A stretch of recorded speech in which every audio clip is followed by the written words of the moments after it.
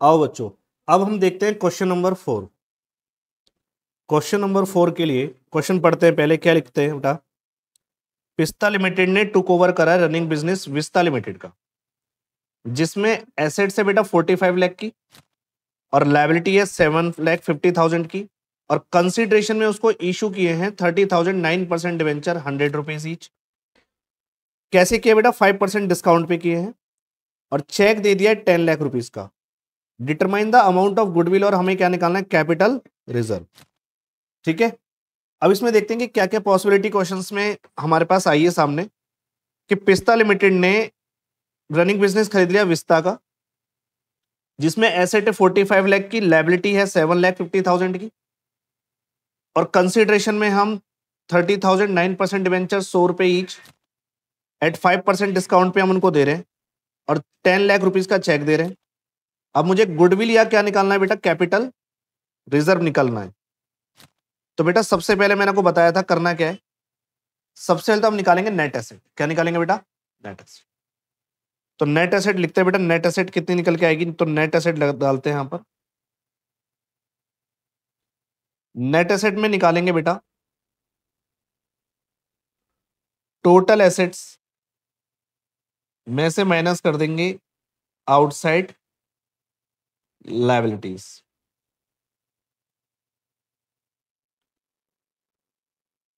Total asset कितने के लिए बेटा, हमने उसकी विस्ता लिमिटेड की एसेट्स है 45 लाख की। टोटल एसेट हो गई हमारी 45 लाख और आउटसाइड लायबिलिटी हमारे पास होगी है बेटा कितने की, 7,50,000। तो 45 लाख में से आप 7,50,000 घटा दीजिए, आपका जो अमाउंट निकल के आएगा यहां पर, वो आपका अमाउंट निकल के आने वाला है बेटा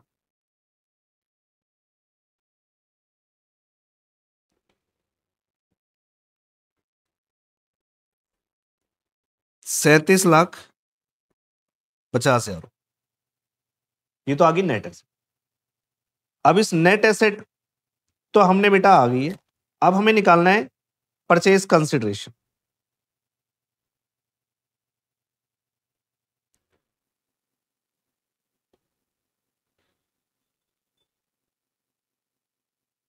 कि परचेज कंसिडरेशन में हम उनको क्या पे कर रहे हैं। परचेज कंसिडरेशन में एक तो हम उनको दे रहे हैं डिवेंचर्स, और पेमेंट कर रहे हैं बेटा बैंक के थ्रू, मतलब हम उनको चेक दे रहे हैं।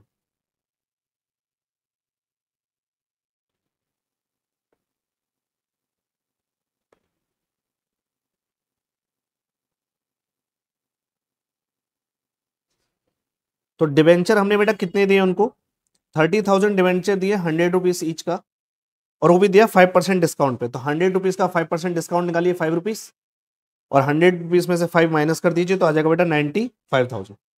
तो 30,000 डिवेंचर दिए, एक डिवेंचर दिया 95 रुपीज का, और प्लस चेक से बेटा पेमेंट कितनी करी है हमने, करी है 10 लाख रुपीज। तो टोटल अमाउंट कितना आ गया बेटा, निकालो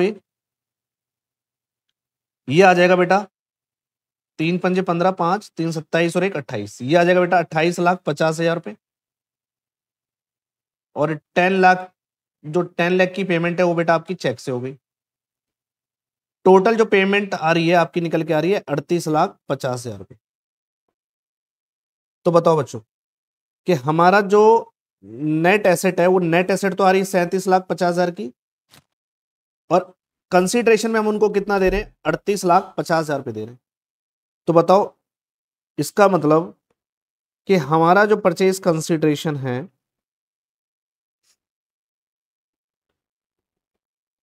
उसने एक्सीड कर दिया है किसको, नेट एसेट को। अगर परचेज कंसिडरेशन ज्यादा हो जाएगा नेट एसेट से तो क्या निकल के आएगी बेटा, गुडविल निकल के आएगी। तो आपको याद रखना है कि बेटा अगर पीसी ज्यादा हो जाए नेट एसेट से, पीसी का मतलब परचेज कंसिडरेशन ज्यादा हो जाए नेट एसेट से, तो बेटा क्या निकल के आएगी, गुडविल। कि जब पिस्ता ने विस्ता के बिजनेस को परचेज किया तो बेटा उसकी नेट एसेट बिजनेस में आई है पिस्ता के पास 37,50,000 रुपए की, और कंसिडरेशन में बताओ उसको कितना पेमेंट कर रहे हैं हम, 38,50,000 रुपए। तो एक्स्ट्रा अमाउंट उसको हम किसके नाम से पे कर रहे हैं सर, गुडविल के नाम का पे कर रहे होंगे। तो परचेज कंसिडरेशन हो गई आपकी 38,50,000 की, और नेट एसेट हो गई आपके पास कितने की, 37,50,000 की।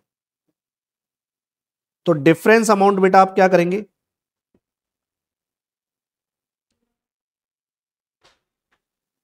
डिफरेंस अमाउंट हम गुडविल में लिख देंगे, कितना, 1,00,000 रुपए। 1,00,000 रुपए हम क्या करेंगे, गुडविल में डाल देंगे। ठीक है, तो इसका जो हमारा आंसर आएगा बेटा, देखो सी आंसर इसका गुडविल का। तो गुडविल आ गए हमारे पास 1,00,000। तो इसका आंसर कितना आ रहा है बेटा, गुडविल का आंसर आया इसमें, फोर्थ क्वेश्चन में गुडविल आया बेटा 1,00,000। ठीक है, अब और करके नेक्स्ट, डॉन लिमिटेड ने परचेज करा इक्विपमेंट और पे कर दिया 2,20,000 रुपए तो चेक से, और 16,000 इक्विटी शेयर दे दिए उसको 10 रुपए का, कितने प्रीमियम पर, 25% प्रीमियम पे। तो परचेज कंसिडरेशन फिर पूछा है इसने, तो निकाल देते हैं बेटा।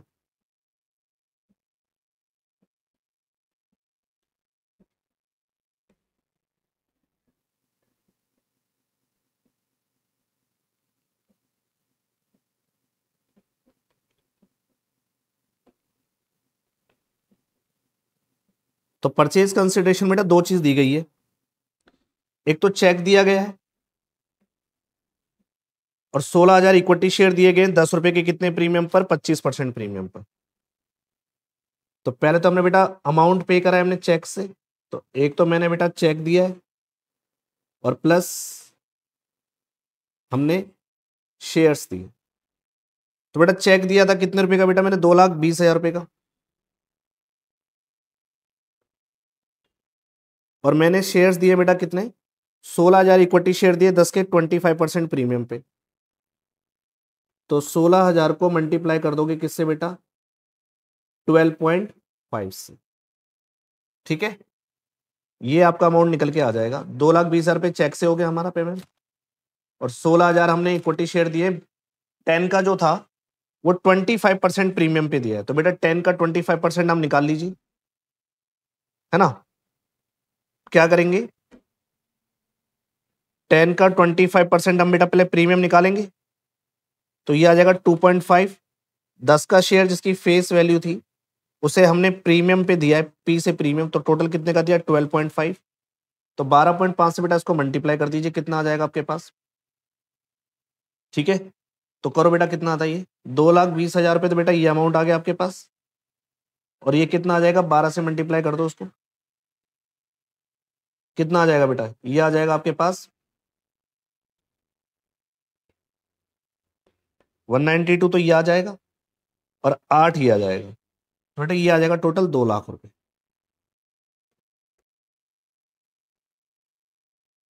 तो 2,20,000 और प्लस 2,00,000 रुपए, टोटल कितने का परचेज कंसिडरेशन बेटा चला गया हमारे पास से, 4,20,000।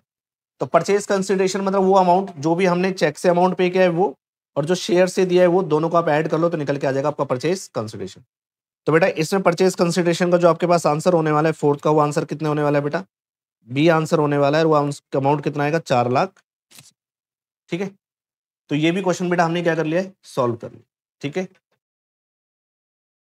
अब बच्चों अब हम देखते हैं नेक्स्ट क्वेश्चन, क्वेश्चन नंबर 5। तो क्वेश्चन नंबर बेटा 5 की तरफ आगे बढ़ रहे हैं अब हम। तो क्वेश्चन नंबर 5 को सॉल्व करेंगे। क्वेश्चन नंबर 5 में है कि Bala and Lala were partner with a capital 24 lakh and 16 lakh. Bala और लाला की जो कैपिटल है बेटा वो कितने की है, 24 लाख और 16 लाख रुपए। They admit Mala as a new partner 1/3 share for which Mala bring 20 lakh as his capital, और there was a investment and investment fluctuation reserve, कितने का बेटा बुक्स में, 2,50,000 एंड 50,000 रेस्पेक्टिवली। इसका मतलब पहले आपको इन्वेस्टमेंट दे रखी है, तो इन्वेस्टमेंट की वैल्यू है 2,50,000, फिर आपके पास इन्वेस्टमेंट फ्लक्चुएशन रिजर्व है तो उसकी वैल्यू कितने की है 50,000। अब कह रहे हैं कि Bala took over 40% of the investment at कितने रुपए में बेटा 80,000। बाला इन्वेस्टमेंट कितने की थी 2,50,000 की थी, उसका 40% वो टुक ओवर करके ले गई है कितने रुपए में बेटा 80,000 के अंदर, ठीक है।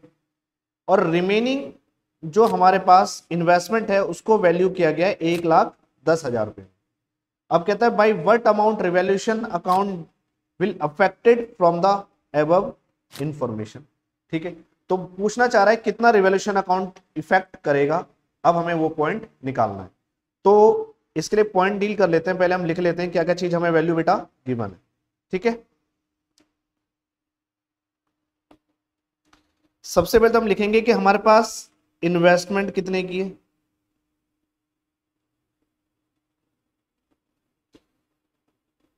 इन्वेस्टमेंट बेटा मेरे पास थी, इन्वेस्टमेंट थी बेटा मेरे पास,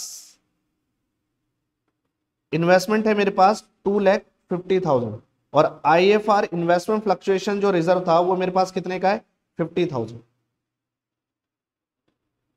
IF इन्वेस्टमेंट मेरे पास है 2,50,000 की और मेरे पास इन्वेस्टमेंट फ्लक्चुएशन जो रिजर्व है वो कितने का है 50,000। अब हुआ बेटा ये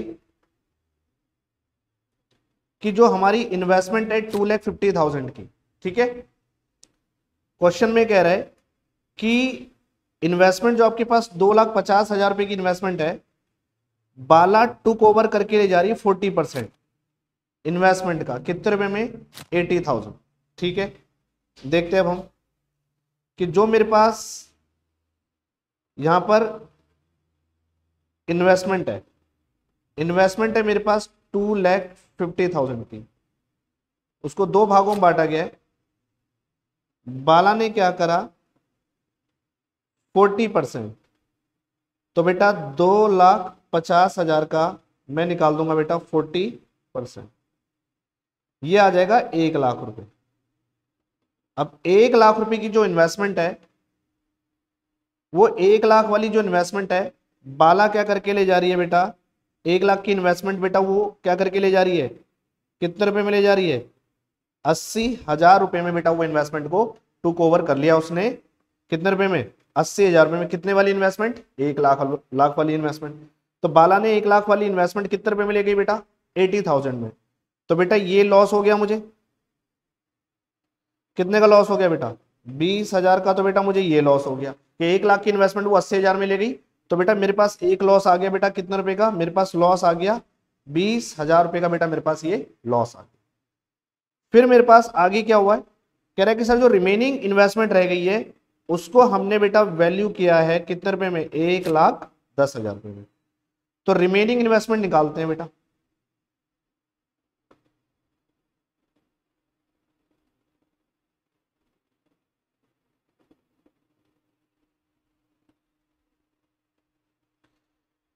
बेटा 40% तो यहां चला गया, तो बेटा यहां पर कितना रह जाएगा हमारा 60%।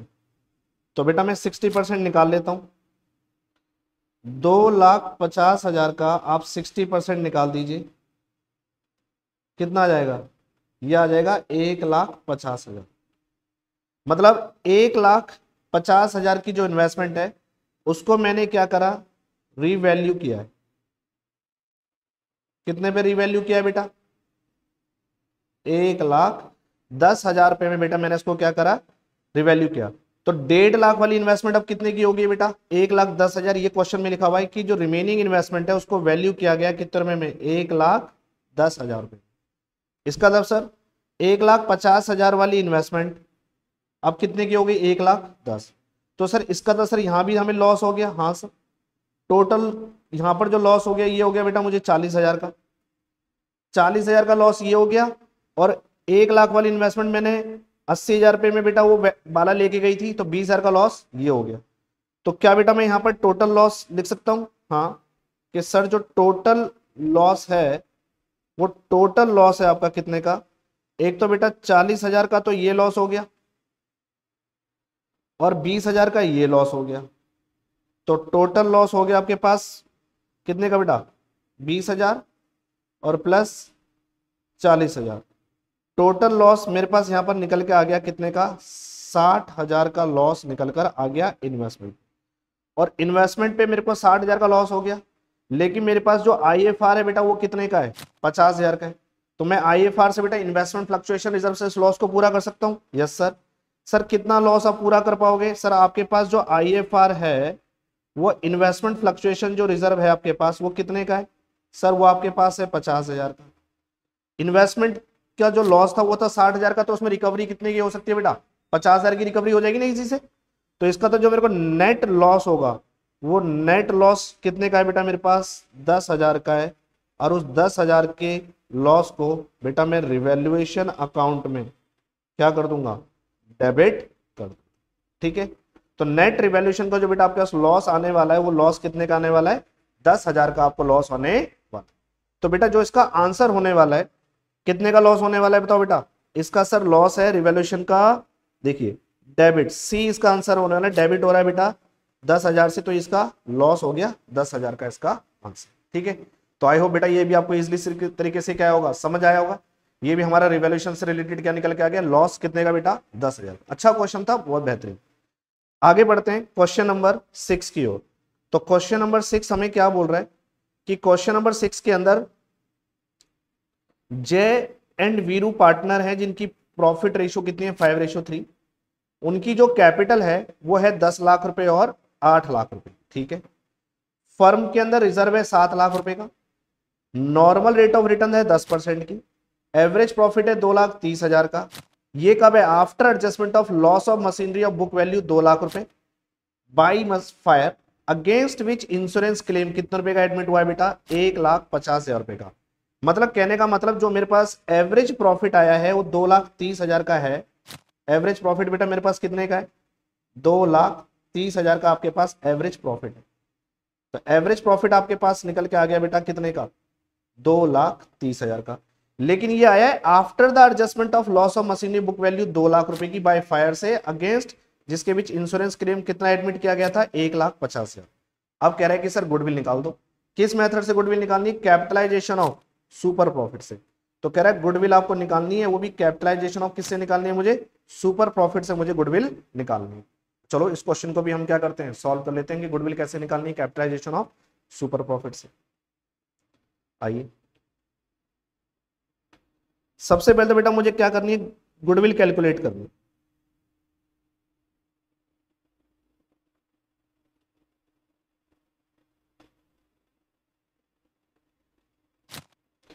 वो भी बेटा मुझे निकालनी किससे,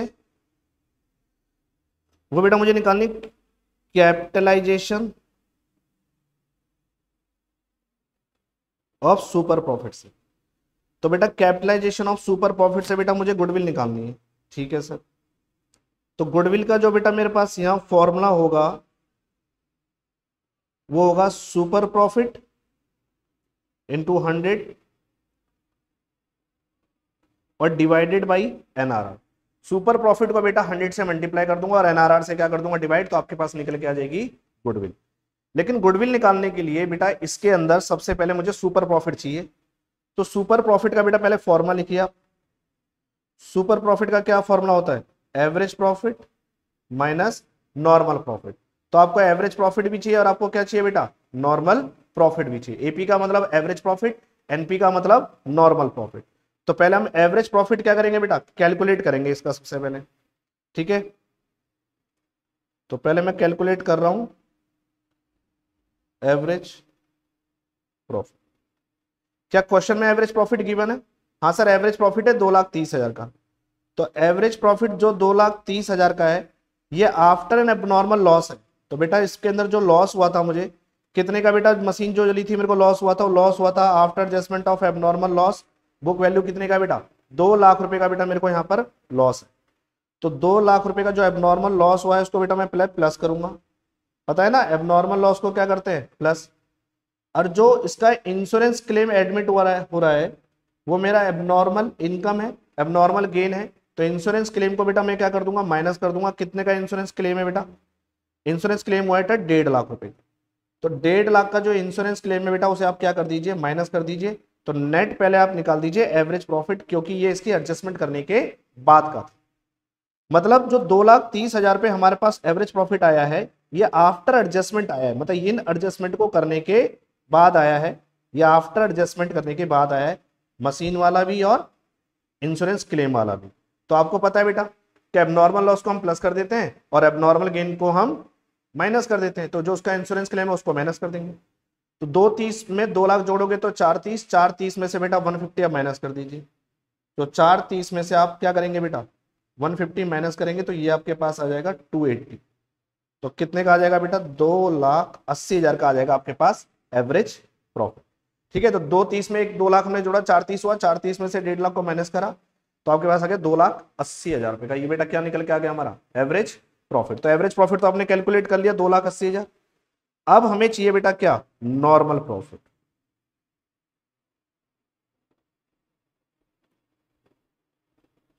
तो नॉर्मल प्रॉफिट निकालिए बेटा। तो नॉर्मल प्रॉफिट का फॉर्मूला क्या होता है, capital employed into normal rate of return upon में 100, यही फॉर्मूला होता है जी। हाँ सर, यही फॉर्मूला होता है नॉर्मल प्रॉफिट का। सर कैपिटल एम्प्लॉयड कितनी है, क्वेश्चन में गिवन है।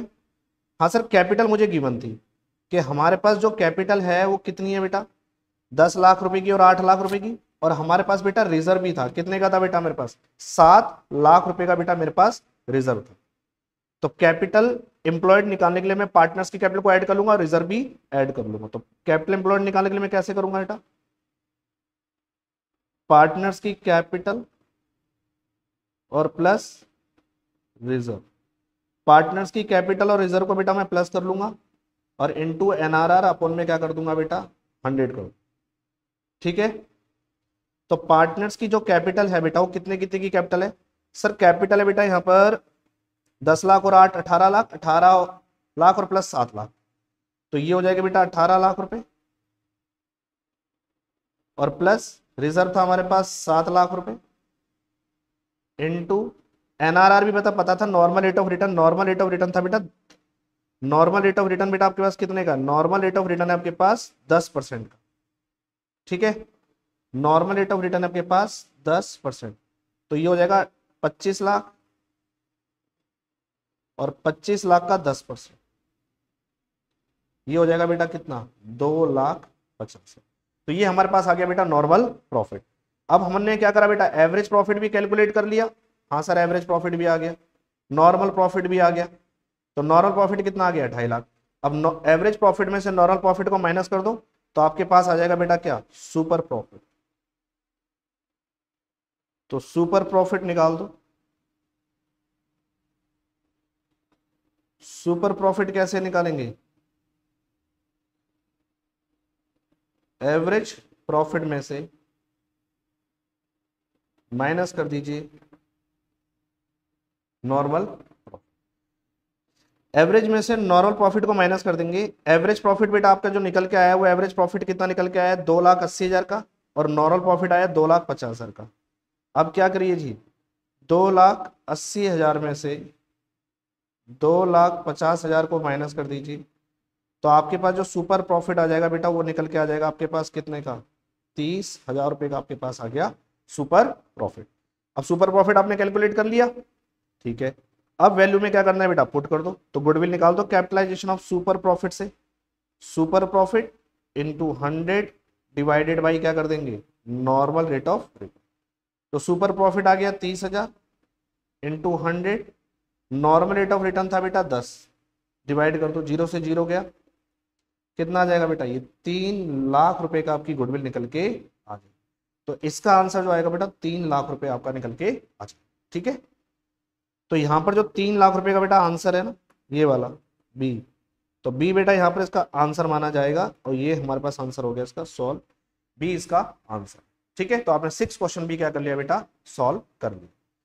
अब हम क्वेश्चन नंबर बढ़ते हैं 7th की ओर। ठीक है, अब क्वेश्चन नंबर 7th की ओर हम चलते हैं कि क्वेश्चन नंबर 7 हमारे पास क्या रिक्वायरमेंट बेटा पूछ रहा है हमसे। तो क्वेश्चन नंबर 7 ने हमसे पूछा है कि सर 1 अगस्त 2024 को टॉम, जेरी एंड टिकी entered into partnership with capital 5 lakh each. मतलब टॉम, जेरी एंड टिकी ने टैग कह दो या टिकी कह दो। तो टॉम, जेरी एंड टिकी ने इंटर किया पार्टनरशिप विद कैपिटल 5 लाख रुपए ईच। तीनों ने कैपिटल लगाई थी बेटा 5-5 lakh. Interest on drawing charge करना है 6% पर एनम से for the year ended 31 March 2025। टिकी ने ड्राइंग करी है 80,000 रुपए की। कह रहा है what amount interest on drawing will be charge from टिकी। कह रहा है कितना इंटरेस्ट ऑन ड्राइंग आपको चार्ज करना है, ये यहाँ पर आपको कैलकुलेट करना है। बेटा बहुत अच्छा क्वेश्चन है ये तो। देखो क्या सर, इसमें फिर वही बात आ गई, मंथ देखो आप कि आपने बिजनेस बेटा उन्होंने पार्टनरशिप में कब इंटर हुए थे 1 अगस्त 2024 से, और एंड कब हो जाएगा बेटा 31 मार्च 2025 को। बेटा तो इसका मतलब हमारा जो बिजनेस चला है इस साल वो अगस्त से स्टार्ट हुआ। अगस्त, सितंबर, अक्टूबर, नवंबर, दिसंबर, जनवरी, फरवरी, मार्च, मतलब टोटल आके 8 महीने ही हमने बिजनेस किया। और 8 महीने में जो टिकी ने बिजनेस में से पैसा विड्रॉ किया वो बेटा कितना किया है, 80,000 रुपए का विड्रॉ किया है। ड्रॉइंग जो करी है उसने 80,000 रुपए की करी है। और इंटरेस्ट चार्ज जो बता रखा है वो 6% पर एनम है बेटा। 6% मतलब पूरे साल का ब्याज का जो रेट है वो 6% पर एनम है। बिजनेस बेटा कितने महीने चला है, 8 महीने चला। अब कह रहे हैं इंटरेस्ट ऑन ड्रॉइंग निकालना, कितना चार्ज करोगे।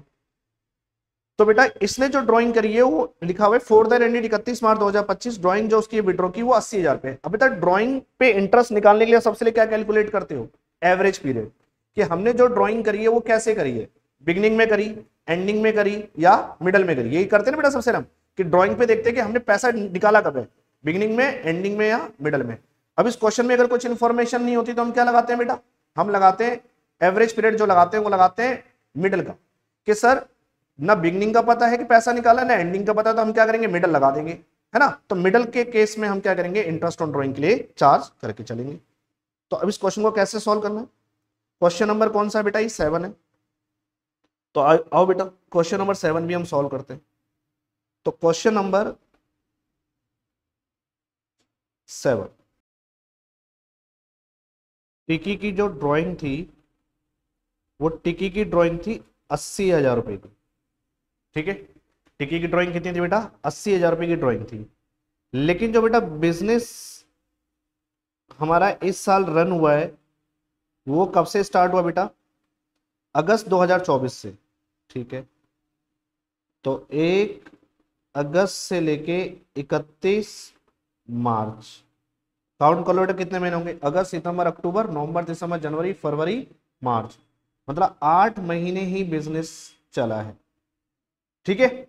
अब मुझे इंटरेस्ट ऑन ड्राइंग का बेटा रेट भी दे रखा होगा, शायद देखते हैं बेटा इंटरेस्ट ऑन ड्राइंग का रेट कितना है।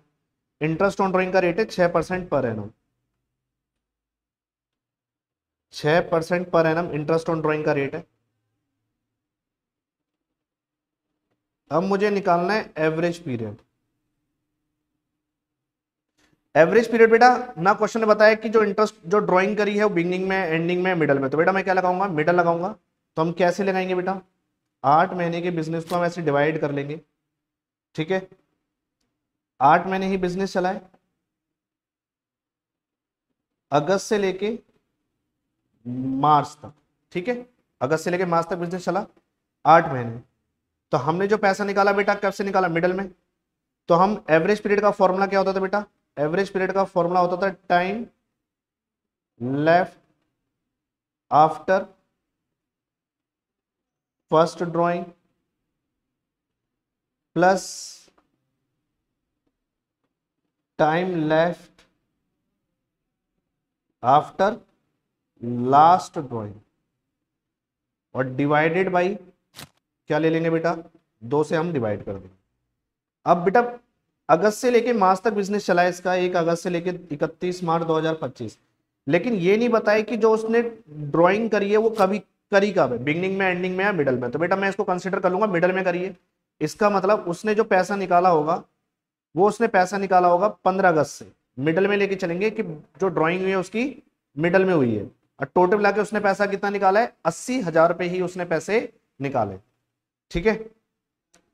तो 15 अगस्त से लेके 15 अगस्त से पैसा निकाला, फिर 15 अगस्त के बाद 15 सितंबर, फिर 15 अक्टूबर, इसी तरह से पैसे निकालता रहा। तो हमने निकाला कि फिर कब निकाला बेटा उसने, 15 मार्च, ठीक है। शॉर्टकट ही बता दूंगा बेटा कैसे करना है, पहले हम देख लेते हैं। तो 15 अगस्त को पैसे निकाला तो कितने महीने बच गए बेटा, 7.5 महीने यहां बच गए, फिर उसने 15 मार्च को पैसा निकाला तो 0.5 मंथ यहां बच गई, डिवाइडेड बाई 2, 8/2 करेंगे तो बेटा कितना आ जाएगा, 4 मंथ निकल के आ जाए। मतलब इंटरेस्ट ऑन ड्राइंग जो हम उसे चार्ज करने वाले हैं 8 महीने की बिजनेस में, पूरे 8 महीने का चार्ज नहीं करने वाले। हम उसे जो इंटरेस्ट ऑन ड्राइंग चार्ज करने वाले हैं कितने महीने का चार्ज करने वाले हैं बेटा, 4 महीने का इंटरेस्ट ऑन ड्राइंग क्या करने वाले हैं, चार्ज करने वाले। बेटा अगर बिजनेस पूरे साल भर चलता है तो आपको पता है मिडल में कितना लगाते हैं, 6/12, लेकिन बिजनेस चला ही 8 महीने, तो यहाँ पर हम इंटरेस्ट ऑन ड्राइंग को भी एवरेज कर देंगे, 4 महीने का कर देंगे। देखो आपने पढ़ा था ना कि बिगिनिंग में, एंडिंग में या मिडल में, तो अगर क्वेश्चन में कुछ इन्फॉर्मेशन नहीं होती तो मैं एवरेज पीरियड कितने महीने का लगाते थे, 6 महीने का, लेकिन वहां पूरा बिजनेस पूरे साल भर चलता था।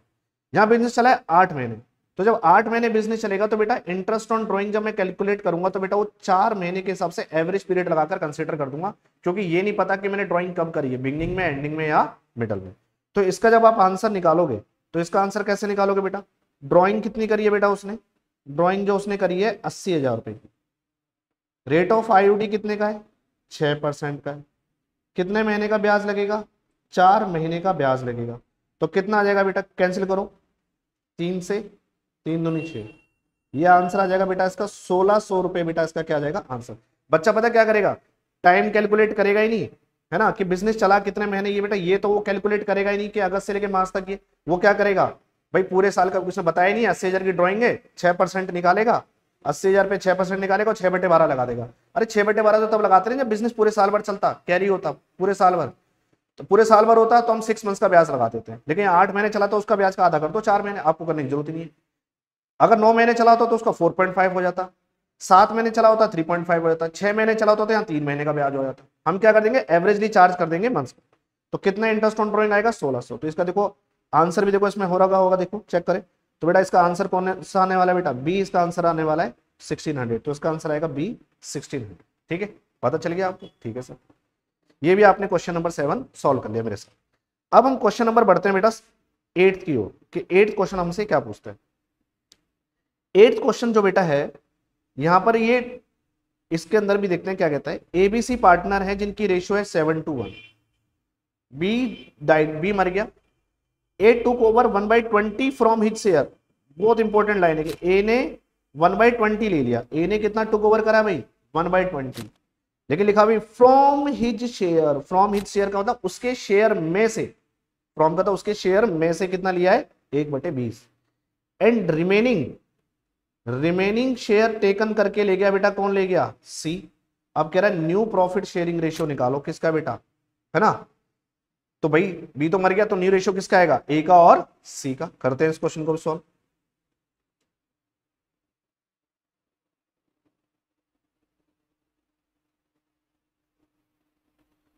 सबसे पहले लिख लेते हैं ओल्ड रेशियो,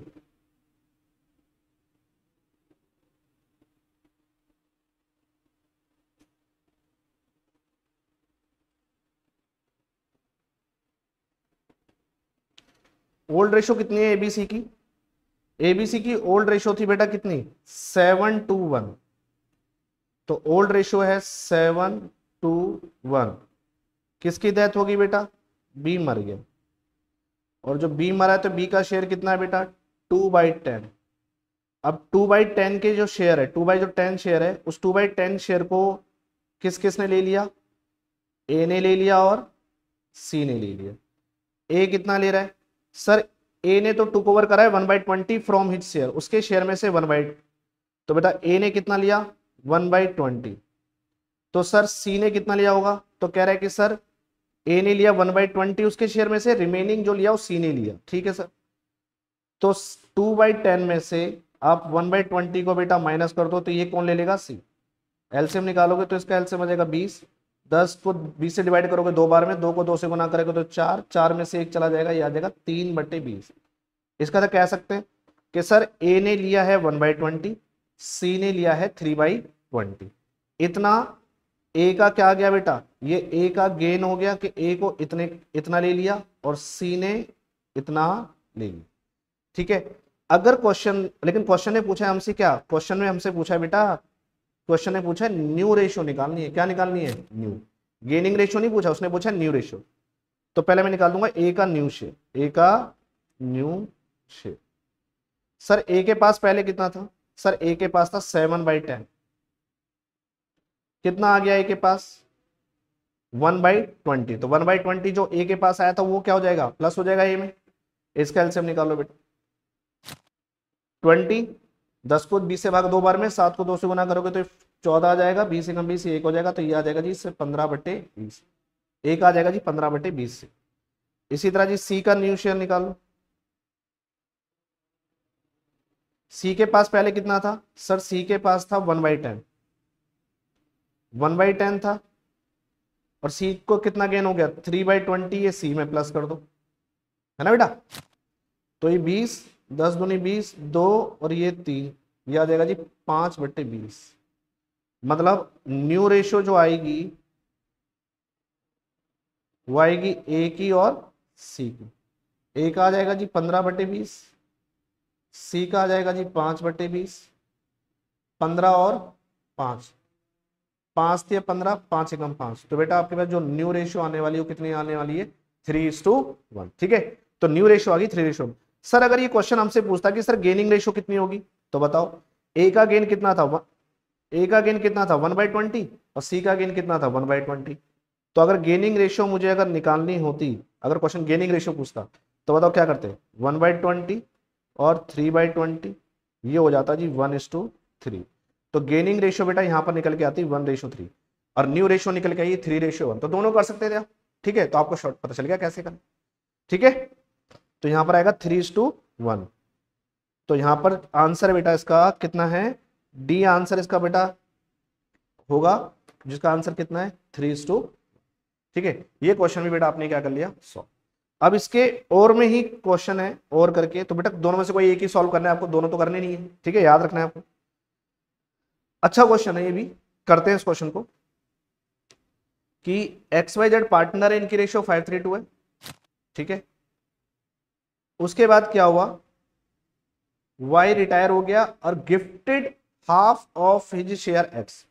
Y रिटायर हो गया और Y ने अपना हाफ शेयर क्या कर दिया, हाफ ऑफ हिज शेयर। ये बहुत बड़ी बात है बेटा, हाफ तो दिया है लेकिन हिज शेयर, अपने शेयर का आधा किसको दे दिया, X को, और रिमेनिंग हाफ जो है वो इक्वली ले गए, कौन कौन, X और Z। समझे भाई, रिमेनिंग हाफ को कौन कौन ले गए, X और Z ले गए, वो ले गए बेटा इक्वली। अब कहता है जी न्यू रेशियो निकालो। ठीक है, इसके अंदर भी न्यू रेशियो निकाल लेते हैं, क्या कहता है क्वेश्चन को सॉल्व कर लेते हैं। ठीक है,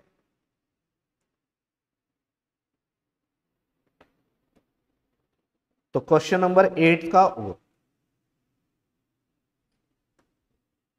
क्वेश्चन नंबर 8 का जो और वाला पार्ट है वो हम सॉल्व कर। सर कितने पार्टनर थे, 2 पार्टनर थे, 3 पार्टनर थे XYZ।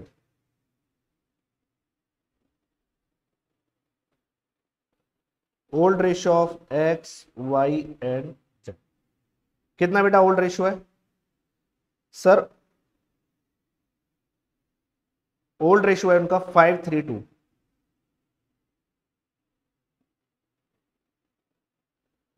Y रिटायर हो गया, ठीक है,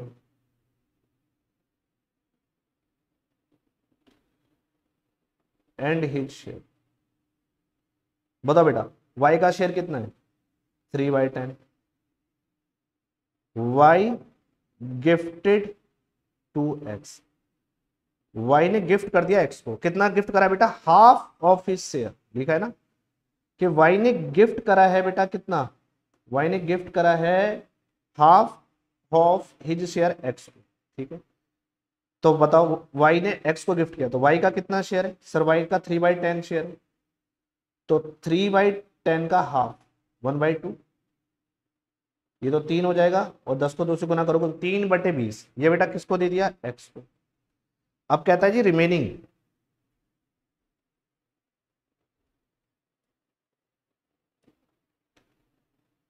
रिमेनिंग हाफ, हाँ सर रिमेनिंग हाफ कह सकते हो आप। रिमेनिंग हाफ कौन कौन ले गए बेटा, X और Z ले गए, वो भी ले गए बेटा इक्वली में। ठीक है, remaining half of Y, Y का शेयर कितना है 3/10, जिसमें से 3/20 क्या कर देंगे माइनस, 10 को 20 से डिवाइड करो 2 बार में जाएगा, 2 को 3 से गुना 2 तिया 6 आ जाएगा, ये आ जाएगा 3, तो ये बेटा रिमेनिंग हाफ आ जाएगा 3/20। अब ये जो रिमेनिंग 3/20 है, भाई y का शेयर था 3/10, 3/10 में से 3/20 तो x को दे दिया, तो बेटा बाकी कितना बचा 3/20। अब ये रिमेनिंग हाफ को पता है किस किस को दे दिया y ने, कह रहे रिमेनिंग हाफ x और z ले गए, वो भी ले गए बेटा इक्वली। तो रिमेनिंग हाफ जो 3/, देखते हैं इसको, जो रिमेनिंग हाफ है 3/20, वो बेटा कौन कौन ले गए सर, ये ले जा रहे x और z, और वो भी बेटा कैसे ले जा रहे हैं, वो ले जा रहे हैं बेटा इक्वली। इक्वली का मतलब बेटा 1:1 के अंदर, तो x और z ने फिर उसको 3/20 को कैसे ले लिया बेटा, इक्वली ले लिया। ठीक है, तो यहां पर निकाल लेते हैं, x ने कितना गेन किया 3/20 इंटू 1/2 y, और फिर हम निकाल लेते हैं z का गेन कि z ने कितना गेन किया 3/20 इंटू 1/,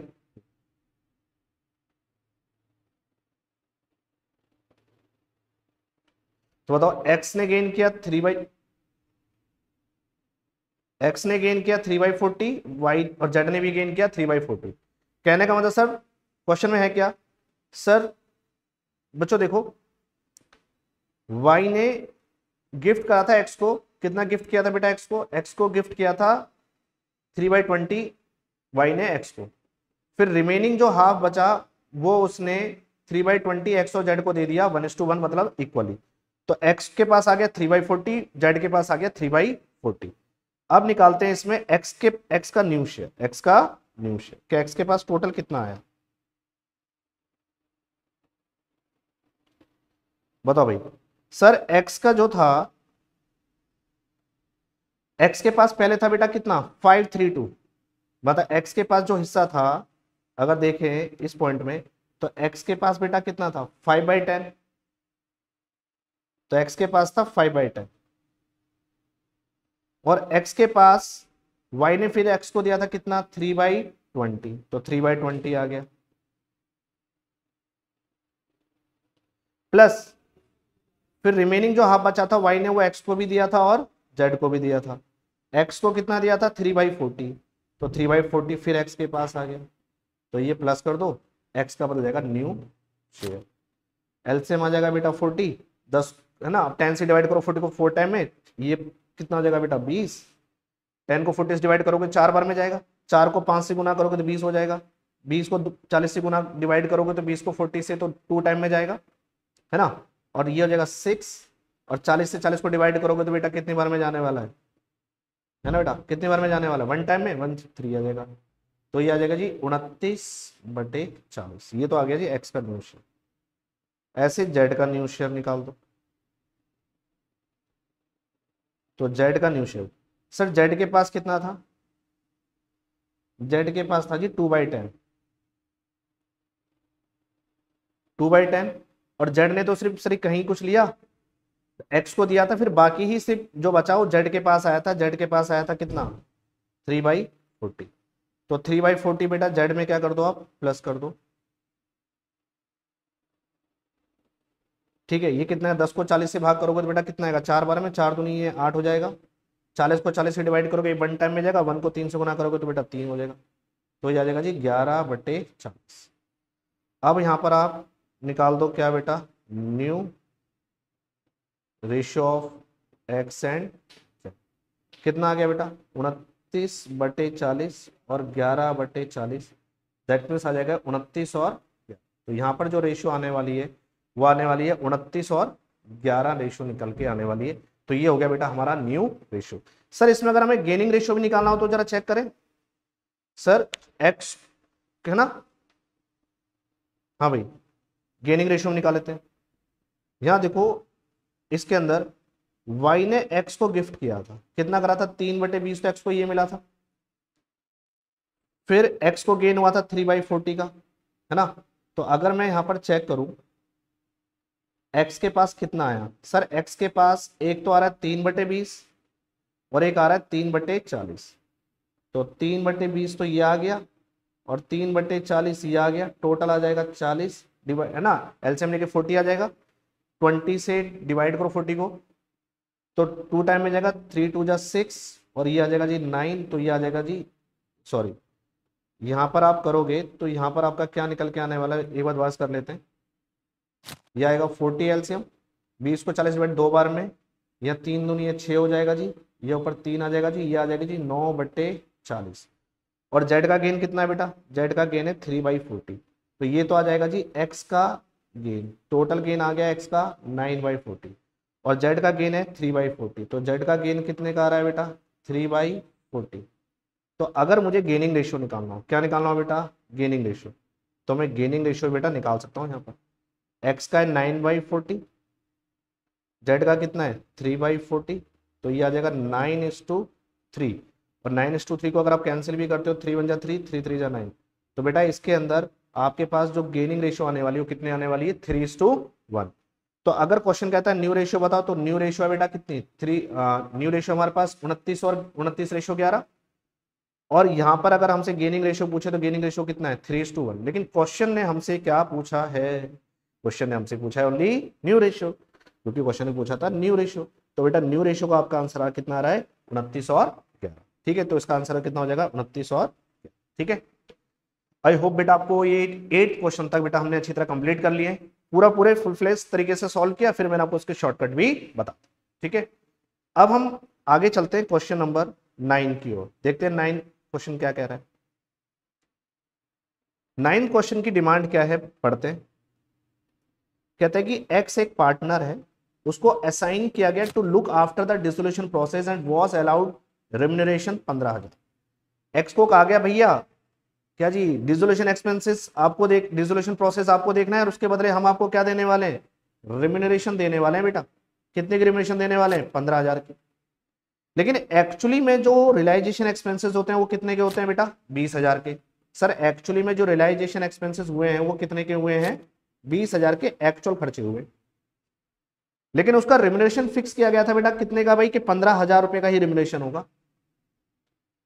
अब कहता है कि जो एक्चुअल रियलाइजेशन एक्सपेंसेस 20,000 के हुए वो पेड किए अनदर पार्टनर ने। ओ भाई किसने, वाई ने, मतलब फर्म ने तो पे नहीं करा, किसने पे करे भाई, वाई ने पे करे। कितने के भाई 20,000 रुपए के। कहता है कि भाई what amount of realisation account will be debited for the above mention information. तो कह रहा है रियलाइजेशन अकाउंट कितने से डेबिट करना चाहिए। अब जरा मुझे बताओ क्या ये जो खर्चा हुआ रियलाइजेशन के समय, डिसोल्यूशन प्रोसेस के समय, वो खर्चा तो बेटा एक्स को कहा गया था कि भाई आप डिसोल्यूशन प्रोसेस करिए, आपको हम रेम्यूनरेशन देंगे 15,000 का, एक तो ये खर्चा हो गया। और लेकिन एक्चुअली में जो रियलाइजेशन एक्सपेंसेस हुए वो तो खर्चे बेटा 20,000 के हुए। क्या वो फर्म ने पे किए, नहीं, वो फर्म वो पे भी किसने किया, अनदर पार्टनर किसने पे किए भाई, वाई ने पे करी है। कितने के पे करे हैं भाई वाई ने, वो पे करे हैं वाई ने 20,000 के। तो बताओ टोटल खर्चा फर्म को कितना डेबिट करना चाहिए, 15,000 रुपए का खर्चा ये और 20,000 रुपए का खर्चा ये, जो फर्म को वाई को भी देना पड़ेगा और एक्स को भी देना पड़ेगा, और जितने भी खर्चे होंगे रियलाइजेशन अकाउंट में डेबिट हो जाएंगे। 15 और 20 मिला के टोटल कितना खर्चा डेबिट होने वाला है बेटा 35,000 का खर्चा डेबिट हो जाएगा। तो इसका आंसर बेटा मेरे पास क्या आने वाला है, बी इसका आंसर आने वाला है 35,000। क्लियर, तो ये तो इजी था, इस पर कोई बड़ी दिक्कत नहीं थी क्वेश्चन, ठीक है। अब नेक्स्ट क्वेश्चन पे आते हैं हम। कहता है कि क्वेश्चन नंबर 10, तो क्वेश्चन नंबर 10 को पढ़ते हैं। क्या कहता है क्वेश्चन नंबर 10, कहता है दो पार्टनर है, अरुण और वरुण पार्टनर है जिनकी रेशियो है 3:2। एडमिट हमने चरण को एडमिट करा है पार्टनरशिप में बेटा कितने शेयर से 20% से। Charan was to bring proportionate capital लेके आएगा, ठीक है सर। प्रोपोर्शनेट का मतलब पूरे फर्म की कैपिटल की रिक्वायरमेंट में वो अपना शेयर के इक्वल कैपिटल लेके आएगा जितनी पूरे फर्म की कैपिटल की रिक्वायरमेंट होगी।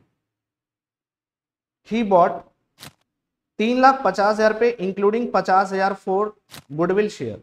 कहता है कि वो लेके कितना आया 3,50,000 पे लेके आया है, लेकिन जिसमें 50,000 रुपए की बेटा उसका गुडविल का शेयर।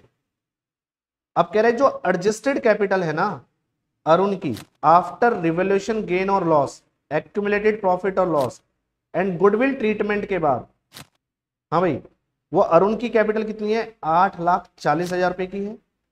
अब कहता है कि what was Varun capital after revolution gain और लॉस और एक्यूमुलेटेड प्रॉफिट और लॉस एंड गुडविल ट्रीटमेंट।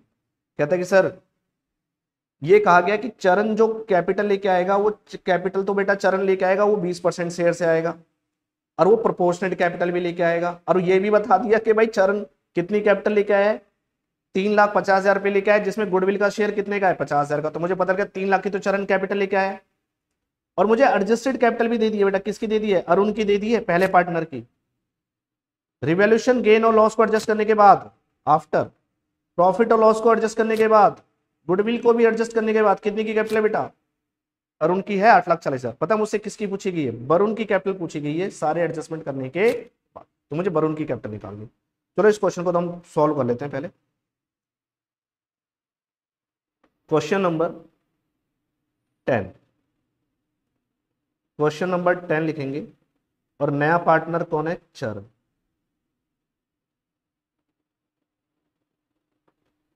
चरण का शेयर है बेटा 20%।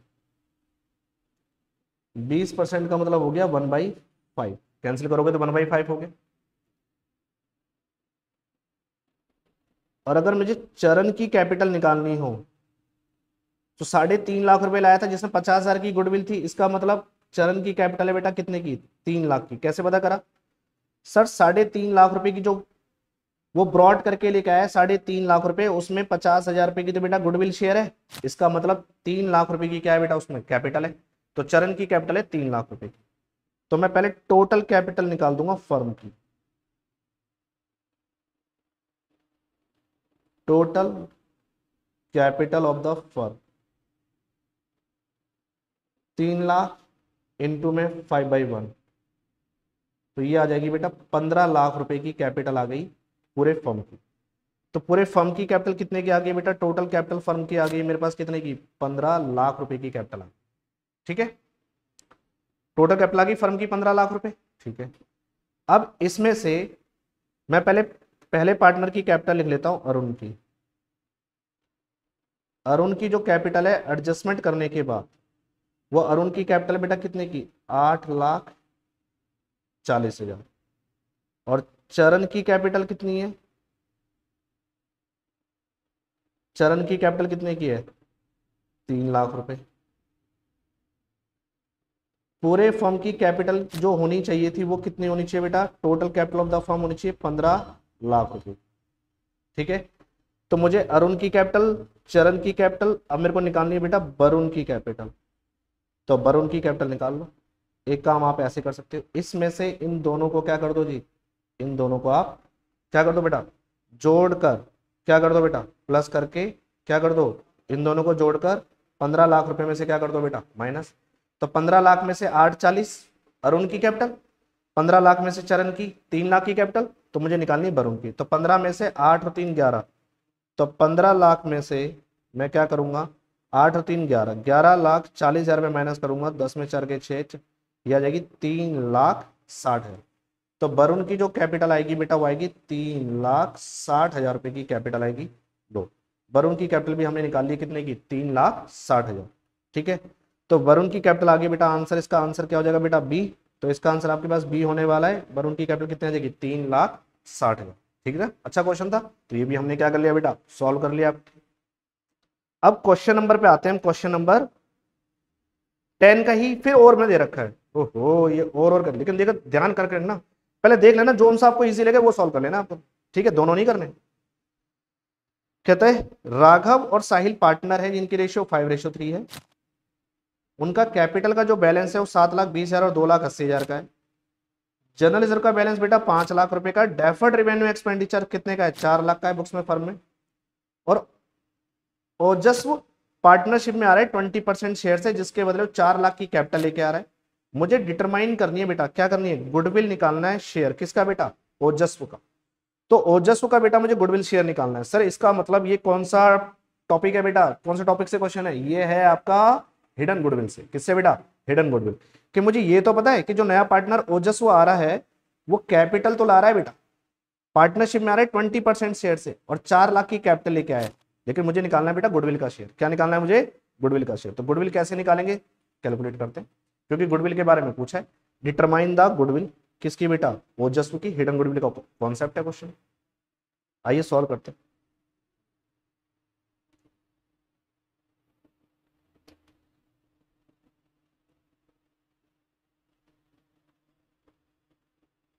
ओजस्व की कैपिटल कितनी है बेटा?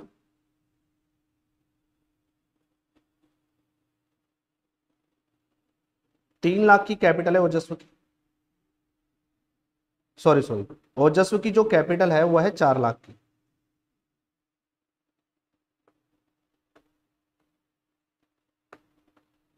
ओजस्व की कैपिटल है 4 लाख रुपए की, और जो ओजस्व का शेयर है वो कितने शेयर से आया है? ओजस्व आ रहा है 20% शेयर से। कितने परसेंट से आ रहा है बेटा? 20%। तो ओजस्व का शेयर है 20%,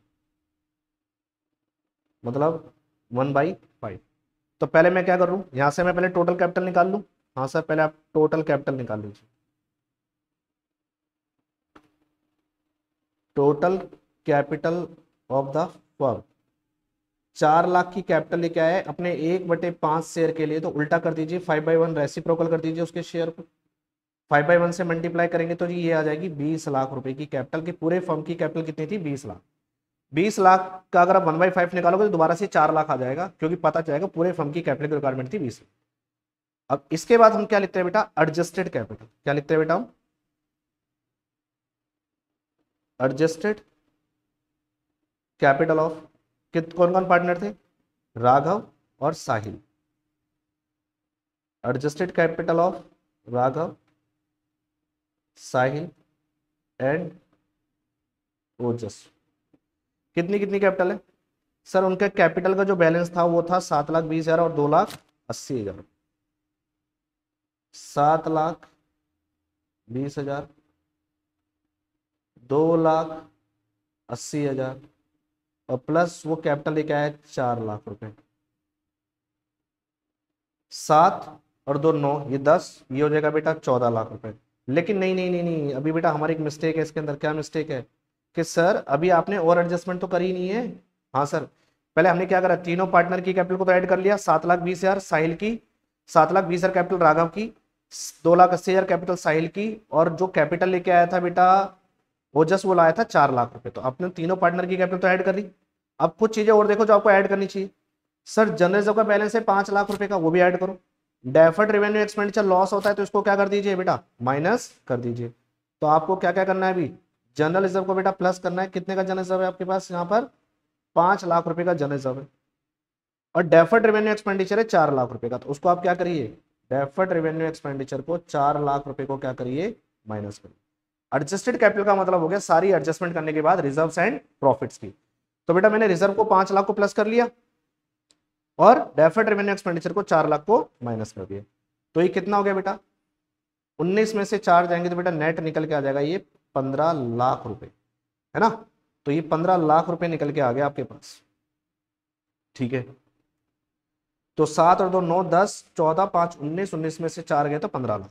सर टोटल कैपिटल फर्म की जो है वो कितनी है बेटा? 20 लाख। और एडजस्टेड कैपिटल कितनी है बेटा? राघव और साहिल और जस्ट की वो है 15 लाख। तो मुझे पहले हिडन गुडविल निकाल लेते हैं। तो हिडन गुडविल,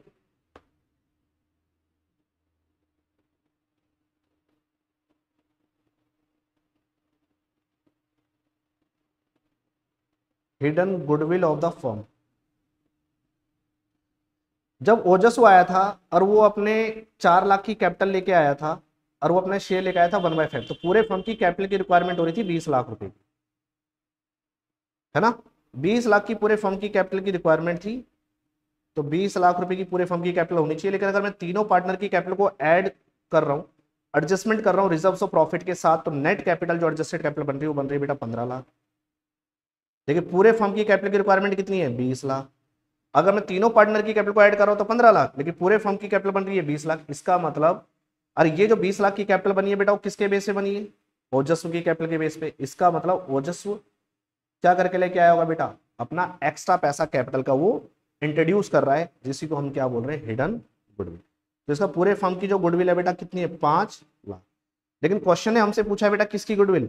सर क्वेश्चन ने हमसे पूछा है कि determine the goodwill share of Ojasv. आपको डिटरमाइन तो करना है, गुडविल शेयर किसका निकालना है? ओजस्व का निकालना है। तो मुझे ओजस्व का शेयर ऑफ गुडविल निकालना है, तो बेटा निकाल लेंगे। ओजस्व का शेयर ऑफ 5 लाख में कितना हिस्सा है बेटा उसका, 1/, कितना आ जाएगा, ये आ जाएगा जी 1 लाख। तो 1 लाख रुपए बेटा इसका आंसर आ गया ओजस की गुडविल का। ठीक है, तो इसमें देखो आंसर है, आंसर इसमें आंसर है 1 लाख रुपए। तो ओजस का गुडविल का आंसर कितना है बेटा यहाँ पर, 1 लाख रुपए। ठीक है, अब क्वेश्चन नंबर 11 पे आते हैं। क्वेश्चन नंबर 11 हमारे सामने क्या बातें रख रहा है देखते हैं। कहते हैं building appear in the books 20 lakh रुपए which was over valued by 25%, जिसको हमने ओवर वैल्यू कर रखा है 25%, मतलब 25% से ज्यादा शो कर रखा है, 25% से ज्यादा दिखा रखा है ओवर वैल्यू।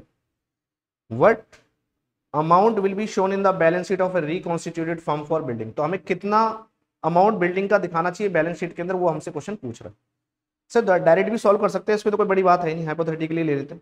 सर हमारी बिल्डिंग की जो बुक्स में वैल्यू है वो था कितने रुपए की है, 20 लाख रुपए की वैल्यू, और इसे ओवर वैल्यू किया गया है। ओवर वैल्यू कितने से किया गया, 25%। इसका तो सर ये वैल्यू है 125 के बराबर, 125 से डिवाइड कर दो। एक्चुअल वैल्यू कितने की होनी चाहिए, 100 की, 100 से आप क्या कर दो, डिवाइड कर दो। ठीक है, तो आपको क्या करना है बेटा, क्या करना है आपको, ये 20 लाख रुपए की जो वैल्यू है वो 25% से ओवर वैल्यूड है। 25% से ओवर वैल्यू का, तो 25% से मैंने इसको ज्यादा दिखा रखा है। इसका तो 100 की वैल्यू 25% से ज्यादा बढ़ा रखी है, इसका तो वैल्यू कितने पर, 125 पर। तो 20 लाख को आप डिवाइड कर दो 125 से, जिसका बेस बराबर हो जाए। आपको एक्चुअल फिगर 100 पे लेके आना है, तो 100 से कर दो मल्टीप्लाई। तो बेटा ये कितना आ जाएगा, कैंसिल करिए, 25 चौके 100, 25 पंजे 125, 5 चौक 20, 4 चौक 16। इसका था ये वैल्यू कितने की बैलेंस शीट में मेरे को अपीयर करनी चाहिए बेटा, 16 लाख रुपए की बेटा मुझे बैलेंस शीट में इसको दिखाना चाहिए। तो मैं रिकॉन्स्टिट्यूटेड फर्म की जब बैलेंस शीट बनाऊंगा तो उस बिल्डिंग को मुझे कितने में दिखाना चाहिए बेटा, 16 लाख रुपए में। तो इसका आंसर क्या होना चाहिए, तो ये तो सिंपल, इसमें इस बड़ी बात नहीं है क्वेश्चन में, आप इजी तरीके से कर सकते हैं।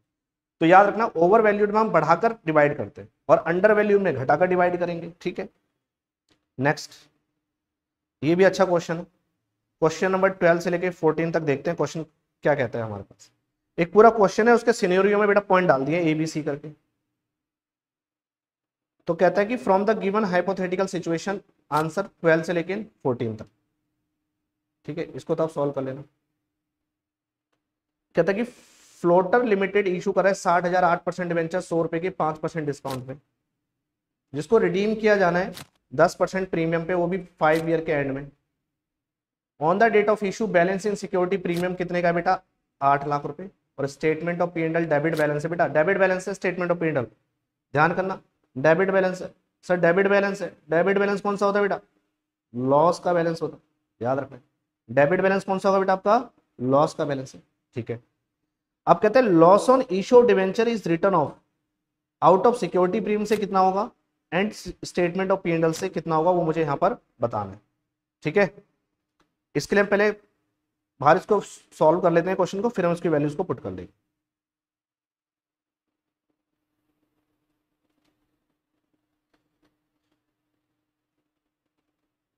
कितने इशू करें हमने, 60,000 8% डिवेंचर 100 रुपए के कितने डिस्काउंट पर, 5%।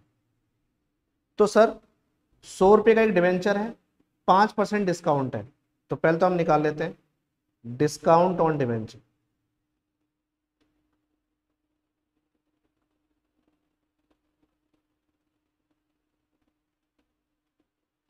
डिस्काउंट ऑन डिवेंचर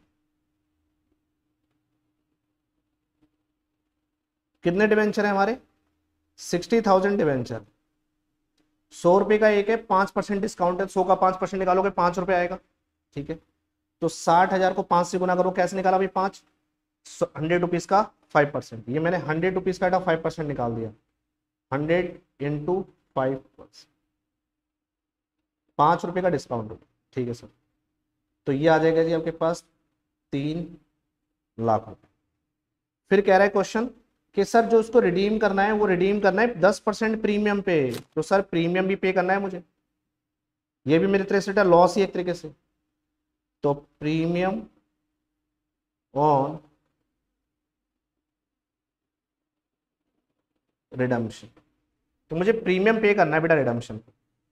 कितना पे करना है, 60,000 डिवेंचर का कितने रुपए के हिसाब से, सर ये बोला 10% प्रीमियम, तो 100 रुपीज का 10% निकाल दो, 100 रुपीज का 10% हो गया 10, तो ये आ गया जी 6 लाख रुपए।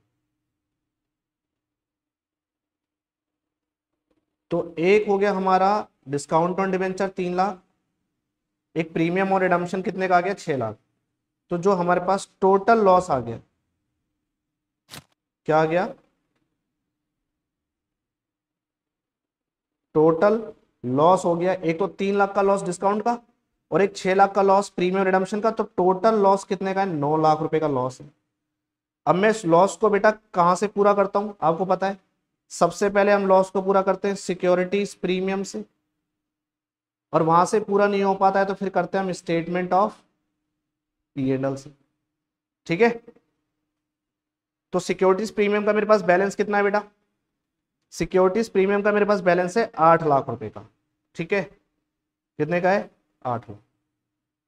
इसका मतलब 8 लाख रुपए सिक्योरिटी प्रीमियम से पूरा होगा और स्टेटमेंट ऑफ P&L से कितना पूरा होगा बेटा, 1 लाख रुपए, क्योंकि टोटल लॉस तो 9 लाख रुपए का है।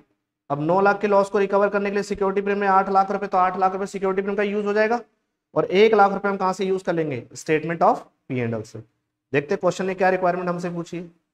तो कह रहा है कि sir loss on issue of debenture is to be return of as out of security premium, तो सिक्योरिटी प्रीमियम से कितना होगा बेटा, हाँ 8 लाख रुपए, तो इसका आंसर सी पे जा रहा है। और 1 लाख रुपए कहां से होगा बेटा, बोलो 1 लाख रुपए कहां से होगा, स्टेटमेंट ऑफ P&L से। ठीक है, तो इसका आंसर हो गया सी, 8 लाख और 1। तो 8 लाख रुपए बेटा हमसे हो जाएगा पूरा यहाँ से सिक्योरिटी प्रीमियम से, और 1 लाख पूरा हो जाएगा स्टेटमेंट ऑफ P&L से। अब कह रहा है कि दूसरा point, after writing of loss on issue of debenture, loss on issue of debenture right of करने के बाद, loss on issue of debenture right of करने के बाद जो बैलेंस आएगा स्टेटमेंट ऑफ P&L में, वो कितना होगा, कि सर पहले से तो डेबिट बैलेंस चल रहा था 5 लाख का और 1 लाख का और हो गया, तो टोटल डेबिट बैलेंस कितने का आ जाएगा, 6 लाख का। तो इसका आंसर हो जाएगा बेटा आपके पास। अब इस क्वेश्चन का हम देखते हैं बेटा 14 पॉइंट, कि 14 पॉइंट क्या कह रहा है, premium on redemption of debenture account will have a balance to be treated as in the first year.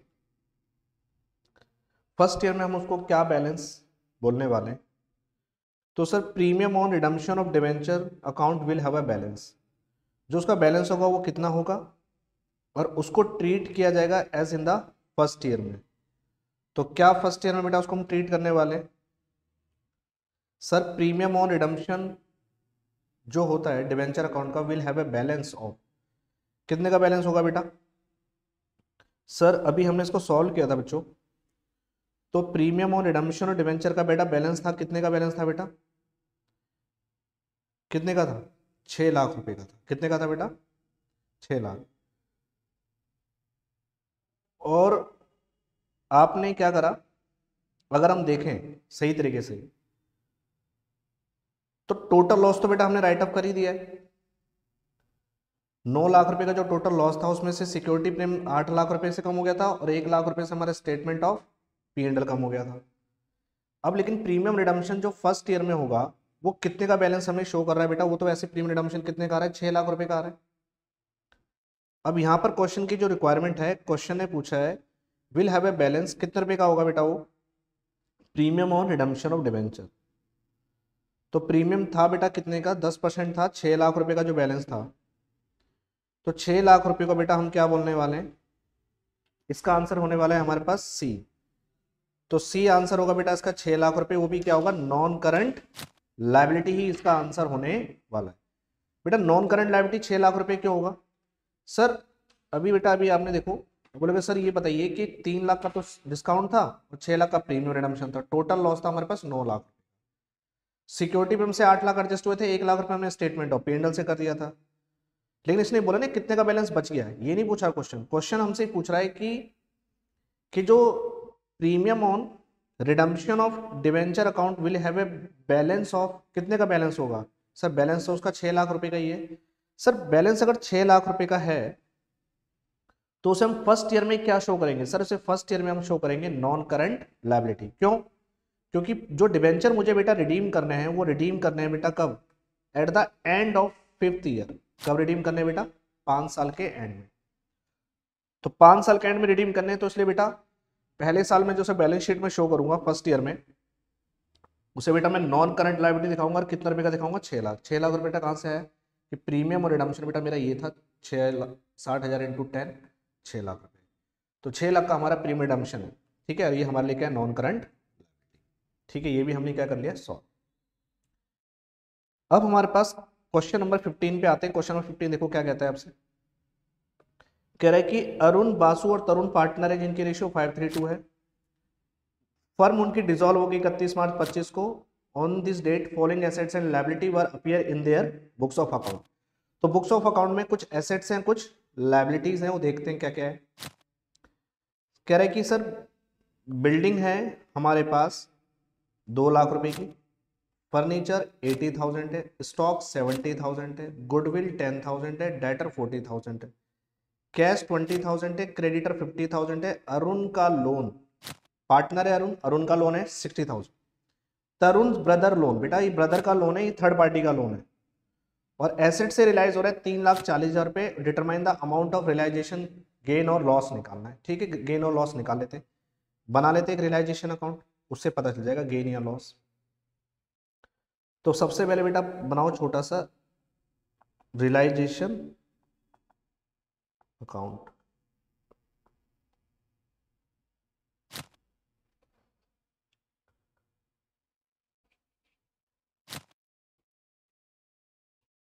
तो रियलाइजेशन अकाउंट में बेटा डेबिट साइड आप क्या लिखने वाले हो?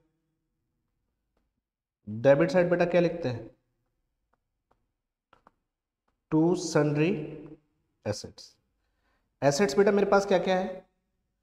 बिल्डिंग है, फर्नीचर है, स्टॉक है। तो लिखेंगे बिल्डिंग, स्टॉक,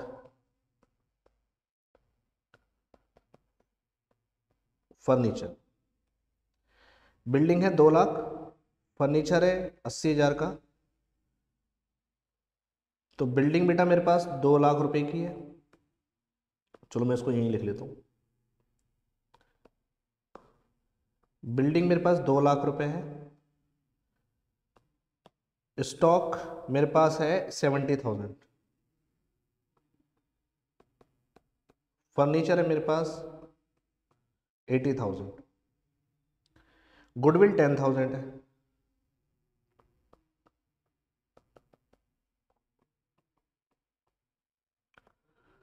और डेटर 40,000 है।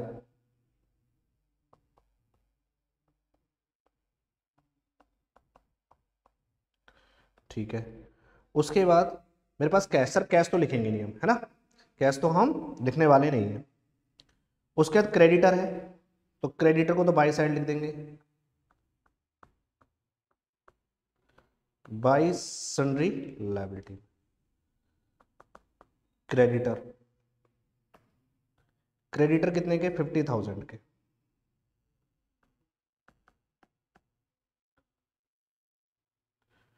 फिर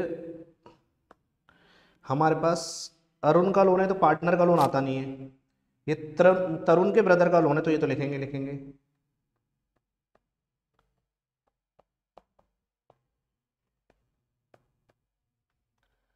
कितना लोन है तरुण के ब्रदर का लोन? 30,000। ठीक है। उसके बाद एसेट रियलाइज हो रही है, ठीक है।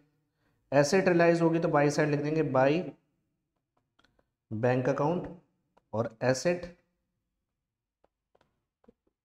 रियलाइज्ड, कितनी की एसेट रियलाइज हो रही है? एसेट रियलाइज हो रही है हमें 3,40,000 की। ठीक है। बस अब मुझे प्रॉफिट या लॉस निकालना है। लेकिन आपको पता है एसेट तो बेचती है बेटा, लायबिलिटी तो सारी पे करनी पड़ेगी। एसेट बेचने का मतलब नहीं एसेट बेच के छोड़ दोगे। हमें पता है जब फर्म डिसॉल्व होती है तो लायबिलिटी सारी पे करते हैं। तो टू बैंक अकाउंट, यहां लिख देंगे लायबिलिटी पेड। हम कौन कौन सी लायबिलिटी पे करने वाले? एक तो क्रेडिटर की लायबिलिटी पूरी पे कर देंगे 50,000 की। और फिर हम तरुण का ब्रदर लोन भी पे कर देंगे, कितने का, 30,000 का। अब बेटा प्रॉफिट या लॉस निकाल लो कि प्रॉफिट आ रहा है या लॉस। ये कितना हो गया बेटा, 2,70,000, 80,000, 10,000, 40,000, 50,000, 30,000। बेटा लिखने की जरूरत नहीं थी, आपको पता है कि एसिड इधर लिखने, बस अमाउंट डालते जाओ, लिखने की जरूरत नहीं है। इधर लाइबिलिटी में डाल दो 50,000, 30,000, 3,40,000। आपको पता है कि शॉर्ट शॉर्ट करके फटाफट ऐसे बनाया, रफली अकाउंट बनाया, बस लिख दिया बिल्डिंग बी डाल के, स्टॉक एस डाल के, फर्नीचर डाल के, गुडविल जी डाल के, डी डाल के, फिर टू बैंक के नाम से लाइबिलिटी पे कर दो, इधर बाई संडे लाइबिलिटी में लिख दो बाई साइड। ये लिखने की जरूरत नहीं है आपको, अमाउंट लिख दो, आपको पता है कौन चीज कहाँ जाती है, बस आराम से निकाल दो। सर कितना जोड़ हो रहा है, प्रॉफिट बताओ जरा, किसका साइड जाता है। सर डेबिट का अगर मैं टोटल करूं तो डेबिट का जो टोटल आ रहा है वो आ रहा है बेटा 2,70,000, 3,50,000, 3,50,000 और 10, 3,60,000, 3,60,000 और 40, 4,50,000, 4,80,000। डेबिट का जो जोड़ आ रहा है 4,80,000 आ रहा है टोटल। और क्रेडिट का जो आ रहा है वो आ रहा है 50, 30, 80, 80 और 3, 40। ये हो जाएगा बेटा 8, 4, 12, 4, 20। तो क्रेडिट का टोटल आ रहा है 4, 20, डेबिट का जोड़ ज़्यादा है, तो बेटा बाई साइड क्रेडिट साइड कमी है, तो लॉस आ जाएगा बाई लॉस ट्रांसफर। सर कितना लॉस आ जाएगा, डेबिट का 4,80 है और क्रेडिट का 4,20 है, इसमें से आप इसको क्या कर दीजिए बेटा, माइनस कर दीजिए, ये आ जाएगा 60,000 का लॉस। तो आपके पास 60,000 का बेटा क्वेश्चन में लॉस आ गया, ठीक है। तो 60,000 का इसका आंसर है लॉस। तो देखो रियलाइजेशन लॉस आ रहा होगा, रियलाइजेशन लॉस है आपके पास कितने का, 60,000। तो इसका आंसर कौन सा है बेटा, सी, ठीक है। ये भी हमारा कंप्लीट हो गया। अब हमारे पास क्वेश्चन नंबर आते हैं हम 16 पे। अब देखते हैं क्वेश्चन क्या कहता है। क्वेश्चन नंबर 16 लास्ट है बेटा, कि ऑब्जेक्टिव एमसीक्यू के क्वेश्चन के हम लास्ट पॉइंट में पहुंच गए, जिसका क्वेश्चन नंबर 16 है, जो हमसे क्या कहता है, कहता है कि जॉन एंड सौरभ पार्टनर है, प्रॉफिट रेशियो इक्वली है, they decided to future profit ratio 3:2 है। मैनेजर आर्या था, मेट विद एन एक्सीडेंट हो गया in the office itself, office में हो गया, और उसका जो क्लेम था कंपनसेशन था 50,000 रुपये का। और फर्म के पास जो WCR वर्कमैन कंपनसेशन रिजर्व है बेटा कितने का, 80,000 का। Which of the following statement hold true at the time of reconstitution. तो हम क्या करेंगे बेटा, 80,000 का जो हमारे पास WCR है, 80,000 का हमारे पास जो WCR है, और मेरे पास जो एक्सीडेंट हुआ था, जो क्लेम था वर्कमैन कंपनसेशन, वो कितने का था बेटा, 50,000 का जो मेरे पास क्लेम था। तो 80,000 में से 50,000 क्लेम दे देंगे बेटा पार्टनर्स, पार्टनर्स को दे देंगे। एक मैनेजर जो आ रहा है जिसका एक्सीडेंट हुआ, तो 80,000 के WCR में से 50,000 का मैं उसको क्लेम दे दूंगा, बाकी कितना बचेगा 30,000 उसे पार्टनर बांट दूंगा, ओल्ड पार्टनर में ओल्ड रेशियो में। तो कह रहा है कि फर्स्ट पॉइंट पढ़ते हैं, फर्स्ट पॉइंट क्या कह रहा है, फर्स्ट पॉइंट कह रहा है कि 50,000 will be provided as a workman compensation out of WCR and balance 30,000 क्या कर देंगे, ट्रांसफर कर देंगे, distribute among the partners in the old ratio. तो बताओ सिंपल फंड है। हाँ सर किस रेशियो में बांटते हैं, आपको पता है कि जो भी WCR का बचता है बैलेंस, उसे हम ओल्ड पार्टनर में किस रेशियो में बांटते हैं, ओल्ड रेशियो के अंदर। तो मेरे हिसाब से बेटा यही इसका आंसर होने वाला है ए, ठीक है। तो इसका फर्स्ट आंसर हो जाएगा ए वाला, 50,000 सिंपल। अब हमने 16 तक कर लिया, तो बेटा सबसे ऊपर अगर हम पहुंचते हैं तो हमने देखा कि हमारे पास जो क्वेश्चन नंबर थे फर्स्ट से लेके 16, ये हमारे पास जो क्वेश्चन थे 1 मार्क ईच के थे। तो बेटा ये हमारे पास जो पैटर्न था, ये हमारे पास MCQ पैटर्न था, ये हमने MCQ बेटा सॉल्व कर लिया, ठीक है। अब हमारे पास क्वेश्चन नंबर रह गया 27 से लेके 30 तक, इसको भी हम सॉल्व कर लेते हैं, तो हमारा MCQ पैटर्न पूरा सॉल्व हो जाएगा, ठीक है। आपको बहुत ईजी लगेगा कि हमने पूरी तरीके से जो क्वेश्चन को हमने सॉल्व किया और हमने शॉर्टकट भी सीख लिए, ठीक है। अब आ जाइए क्वेश्चन नंबर 27 से लेके 30 तक। अब हम आते हैं क्वेश्चन नंबर 27 पे। तो क्वेश्चन नंबर 27 क्या कहता है, a company had following the balance in their books of account. Raw material का बैलेंस भी है, WIP का बैलेंस भी है, फिनिश गुड्स का भी है, और स्टॉक एंड ट्रेड का बैलेंस भी है मेरे पास। 31 मार्च 2025 से 31 मार्च 2024 है। तो बेटा ये तो हमारा हो जाएगा ओपनिंग, और ये हमारा बैलेंस हो जाएगा बेटा क्लोजिंग। और आपको ये निकालना है कि क्वेश्चन ने पूछा determine the amount of changes in the inventory to be shown in the statement of P&L।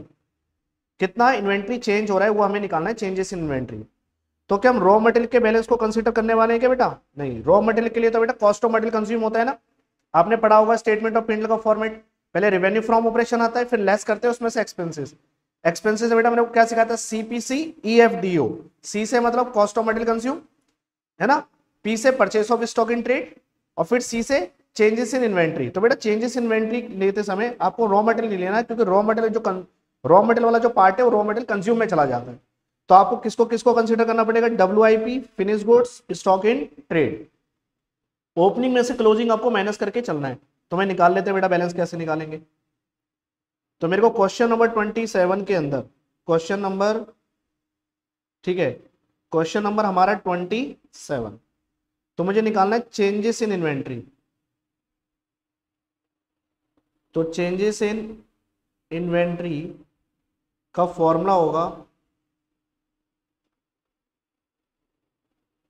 Opening inventory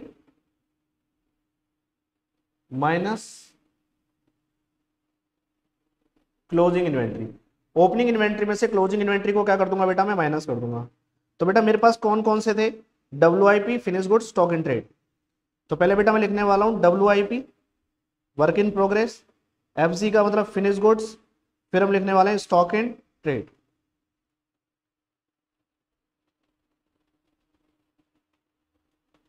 opening inventory, तो बेटा ये जो सारी चीजें, ये ओपनिंग वाली चीजें, ये वाली ओपनिंग है। तो अब लिख लिया ओपनिंग बेटा, 1,40,000, 1,00,000 और 1,20,000। 1,40,000, उसके बाद हमारे पास था 1,00,000 और 1,20,000। 1,40,000, 1,00,000 और 1,20,000। फिर आप माइनस कर दीजिए क्लोजिंग। तो क्लोजिंग कितनी कितनी है? 1,00,000, फिर 70,000, फिर 2,00,000। 1,70,000 और फिर मेरे पास है 2,00,000। ओपनिंग में से क्लोजिंग ही माइनस करना है बेटा आपको, ठीक है। तो 1,00,000 रॉ मटेरियल को हमें कंसीडर नहीं करना है। 1,70,000 और 2,00,000 माइनस करके बताइए बेटा कितना आएगा? यहाँ पर आएगा 40,000 पॉजिटिव, यहाँ पर आएगा 30,000 पॉजिटिव, और यहाँ पर आएगा 80,000 नेगेटिव। ये ब्रैकेट में जाएगा। तो बेटा 40 और 30 70, और 70 में से 80 जाएंगे तो कितना जाएगा आपके पास?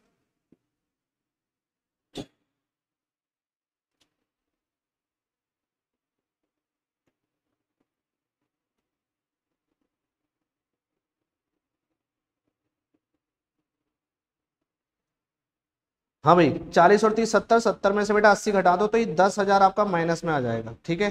तो 10,000 पे आपका किस में आ रहा है बेटा? ये माइनस में। तो अब आपको क्या करना है बेटा? इसका आंसर कितना है? 10,000। इसका आंसर बेटा C है आपके पास, 10,000 माइनस में, ठीक है। तो ये भी आपको इस समय आ गया 10,000 नेगेटिव आ रहा है, ठीक है। बस हमें रॉ मटेरियल वैल्यू को कंज्यूम, रॉ मटेरियल जो है उसको हमें कंसिडर नहीं करना है। क्या निकालते समय? चेंजेस इन इन्वेंट्री निकालते समय, ठीक है।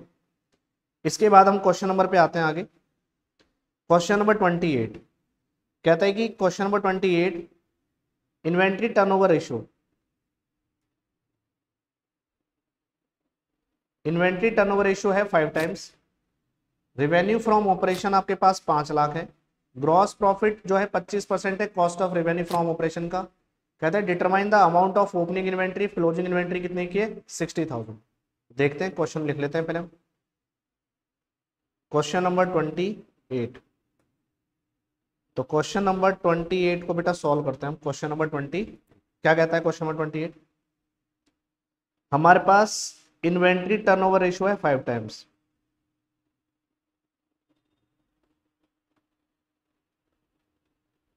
ITR है 5 टाइम्स। रेवेन्यू फ्रॉम ऑपरेशन मेरे पास गिवन है, रेवेन्यू फ्रॉम ऑपरेशन है मेरे पास 5,00,000 रुपए का, ठीक है। और जो ग्रॉस प्रॉफिट है GP जो है, वो ग्रॉस प्रॉफिट आपके पास है बेटा कितना? 25% of cost of RFO। GP जो है वो 25% है, वो भी है of cost of revenue from operation का, ठीक है। तो आपको बेटा ये पता होगा और क्वेश्चन कह रहा है आपसे कि ओपनिंग इन्वेंट्री निकालो अगर क्लोजिंग इन्वेंट्री 60,000 है। ठीक है, क्वेश्चन बोल रहा है ओपनिंग इन्वेंट्री निकालने के लिए।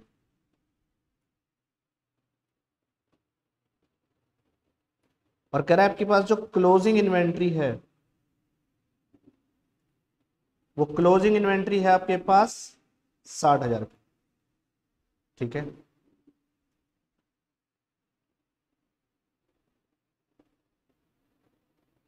आपके पास रेवेन्यू फ्रॉम ऑपरेशन है 5 लाख और जो ग्रॉस प्रॉफिट है वो 25% बेटा किसका है, cost of revenue from operation का है। बेटा कभी ऐसे मत करना 25% डायरेक्ट ही क्या करो 25% निकालने लग जाओ 5 लाख का, नहीं नहीं ऐसे नहीं निकालेंगे, क्योंकि ये कह रखा है कि cost of revenue from operation है, ये रेवेन्यू फ्रॉम ऑपरेशन नहीं है। तो लिखते हैं बेटा हेडिंग को हम, जो हमारे पास जीपी है वो 25% है, वो भी किसका है, कॉस्ट ऑफ आरएफओ का। कहने का मतलब जीपी जो कॉस्ट पर है, जीपी कॉस्ट पर 25% है, मतलब 25/100, 25 से कम 25, 25 चौके 100, तो 1/4 कॉस्ट का है जीपी। तो जीपी मुझे निकालना है ऑन सेल्स का, जीपी किस पे निकालना है, सेल्स पे। तो जीपी सेल्स पे कितना होगा, जीपी अपॉन सेल वो होगा बेटा 1/5। बेटा जीपी कॉस्ट का 1/4 है, जीपी 1 है कॉस्ट 4 है, और आपको पता है बेटा कॉस्ट में प्रॉफिट जोड़ूंगा तो बेटा सेल निकल के आता है।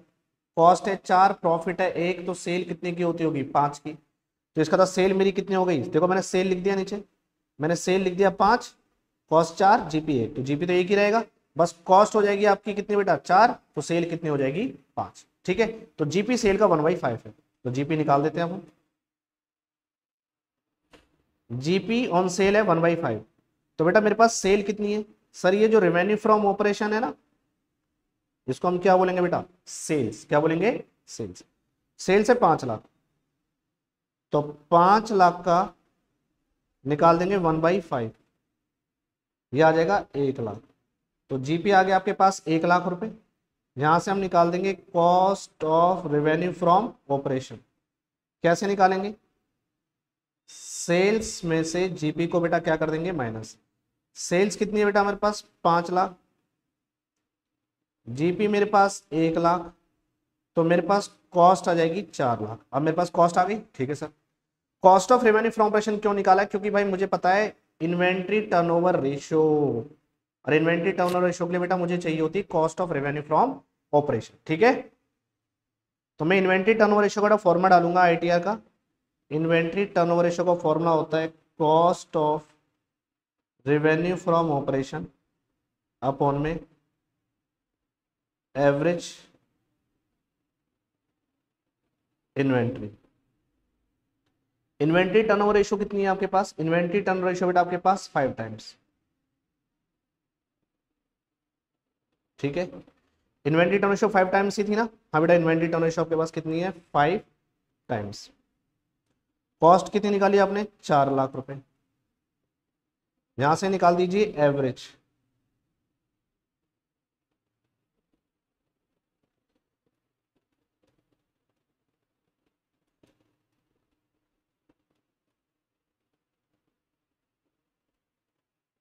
चार लाख को डिवाइड कर दीजिए 5 से, आपके पास एवरेज इन्वेंट्री आ जाएगी कितनी, 80,000।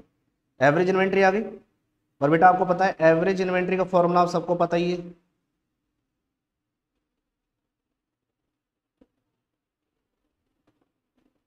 Opening inventory plus closing inventory divided by 2।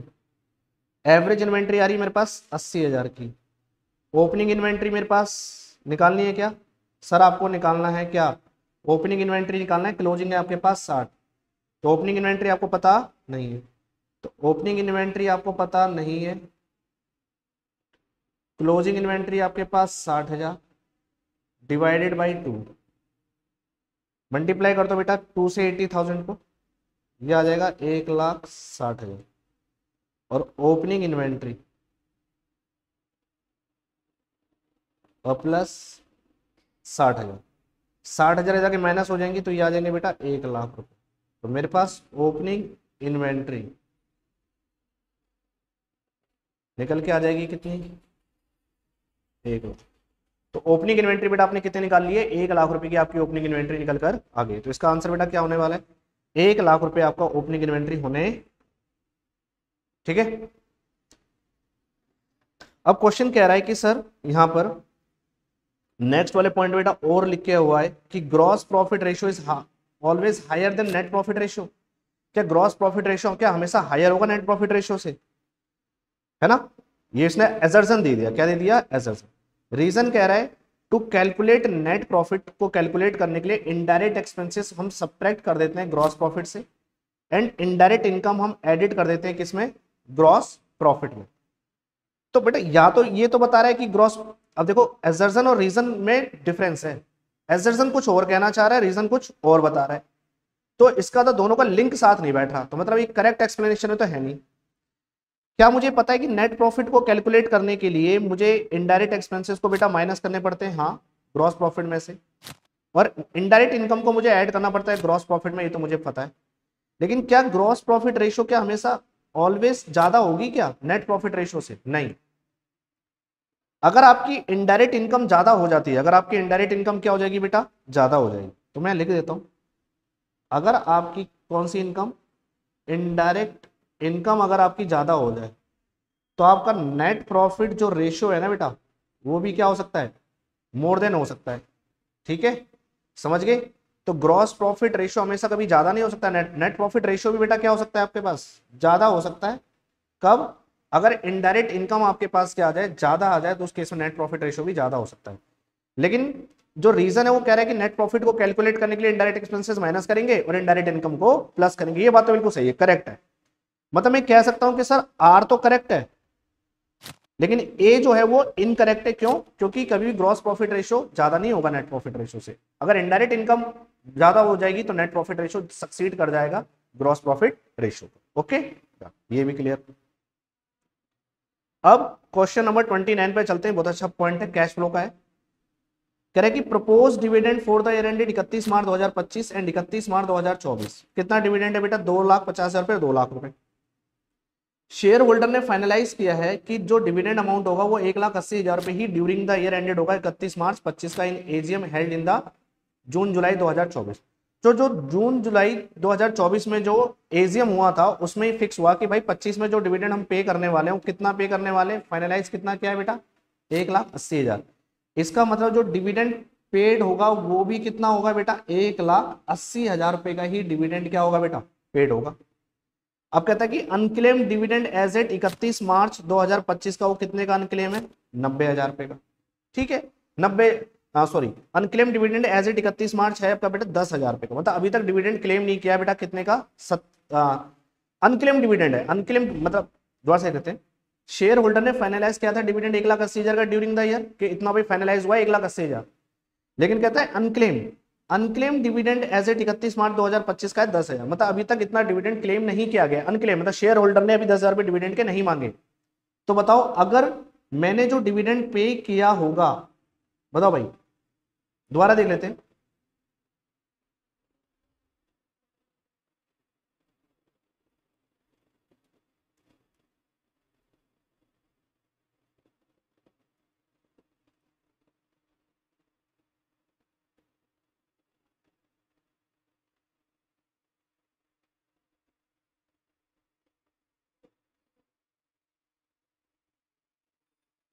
Question number 28 देखते हैं। प्रपोज्ड डिविडेंड जो था 31 मार्च 25 का और 31 मार्च 24 का वो थे बेटा 2.5 लाख रुपए और 2 लाख रुपए, ठीक है। शेयर होल्डर ने फाइनलाइज किया है कि डिविडेंड कितने का होगा, 1,80,000 रुपए का होगा during the year ended 31 March 2025, ठीक है। जो एजीएम हुई थी जून और जुलाई 2024 में, तो डिविडेंड हमने फाइनलाइज किया था कि भाई कितने का डिविडेंड शेयर होल्डर को दिया जाएगा, वो 1,80,000 रुपए का दिया जाएगा। लेकिन कहता है कि जी इसमें से भी अनक्लेम डिविडेंड है 31 मार्च 2025 का 10,000, मतलब अभी तक शेयर होल्डर ने 10,000 का डिविडेंड क्लेम नहीं किया। तो क्या मैं बता सकता हूं कि जो डिविडेंड पे हुआ होगा वो कितने का डिविडेंड पेड हुआ होगा, बताओ भाई। फाइनलाइज कितने का था भाई, फाइनलाइज था आपके पास 1,80,000 का फाइनलाइज हुआ था, 10,000 का बेटा आपके पास अनक्लेम है, मतलब अभी तक ये क्लेम नहीं किया गया, तो कितने का पे किया होगा? 1,70,000 का डिविडेंड पे हुआ होगा। Choose the correct option while preparing the cash flow statement for the year ended 31 March 2025। तो बताओ कितना डिविडेंड पे हुआ है? 1,70,000। तो बेटा इसमें से आंसर अगर हम देखें तो 1,70,000 वाला कहां पर आ रहा है सर? ये डी पॉइंट आ रहा है कि जो डिविडेंड आउटफ्लो जो हुआ है, dividend paid in the financing activity, वो कितना होगा? 1,70,000 रुपए। और जो जितना डिविडेंड हमने फाइनलाइज किया था 1,80,000 रुपए, उसे प्रपोज डिविडेंड एडेड को नेट प्रॉफिट आफ्टर टैक्स में हम 1,80,000 रुपए को क्या कर देंगे बेटा? ऐड कर देंगे। जितना फाइनलाइज किया गया उतना ही प्रपोज किया गया, उसको हम ऐड कर देंगे। ठीक है, इसको हमें प्लस कर देना है क्या करते समय? नेट प्रॉफिट बिफोर टैक्स निकालते समय। और जो आउटफ्लो हुआ है, जो माइनस हुआ है, वो डिविडेंड पेड का फाइनेंसिंग एक्टिविटी में 1,70,000 रुपए क्या हो जाएगा? माइनस हो जाएगा। नेक्स्ट, इसी का बेटा और पॉइंट है, प्रोविजन फॉर टैक्स 31 मार्च 2025 और 31 मार्च 2024 का आपके पास बैलेंस दे रखा है 3 लाख रुपए, 2,80,000 रुपए। ड्यूरिंग द ईयर टैक्स कितना पे किया है? 2.5 लाख रुपए। Determine the amount of tax propose निकालना है मेरे को। ठीक है भाई, निकाल देंगे, सबसे सिंपल है, कोई बड़ी बात थोड़ी है। इसके लिए हम क्या बना लेते हैं? अकाउंट बना लेते हैं, प्रोविजन फॉर टैक्स का अकाउंट। ठीक है, बनाओ बेटा, बताया था ना मैंने, बैलेंस भी दे रखा है और मेरे को पेड भी दे रखा है। तो प्रोविजन फॉर टैक्स अकाउंट बनाओ।